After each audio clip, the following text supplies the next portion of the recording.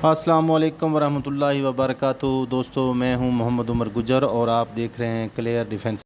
आज हम बात करेंगे नैब कोर्ट में जाने वाले मुतासरीन और जो लोग कंपनी के अगेंस्ट प्रोपोगंडा करते रहे बुरे वक्तों में, उनका लाए अमल मैनेजमेंट के हवाले से क्या होगा।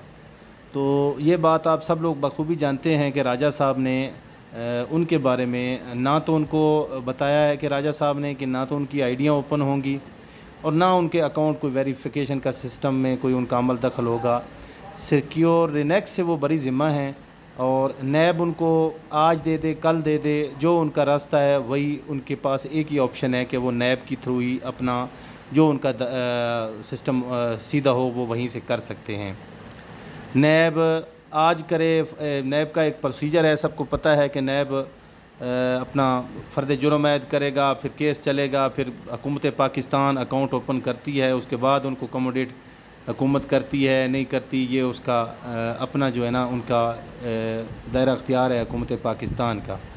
उसके बाद हम ये बात करेंगे दोस्तों कि कंपनी जो कि है इंटरनेशनल लीडर्स को के लिए प्रोमो का, प्रमोशन का, प्रॉफिट का ये सारा ऐलान कर चुकी है।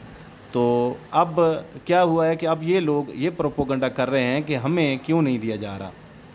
ओ भाई, आप लोगों ने कंपनी की के ख़िलाफ़ चलने में कोई कसर छोड़ी है जो आप लोगों को अभी दिया जाए?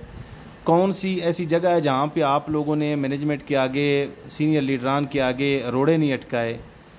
वजह सिर्फ़ ये थी कि आपने 4+ से ज़्यादा खा लिया, अपने पेटों में भर लिया और सिर्फ़ 5 लाख लोगों के पेटों पर लात मारने की आपने कोई कसर नहीं छोड़ी। तो इस वजह से मैनेजमेंट ने आपके साथ जो किया वो बहुत बेहतर किया और हम इसको अप्रिशिएट करते हैं और मैनेजमेंट के साथ हम मुतहद हैं। इंशाअल्लाह कंपनी हमें मुस्तकबिल में बहुत ज़बरदस्त प्रोमो देगी इंशाअल्लाह।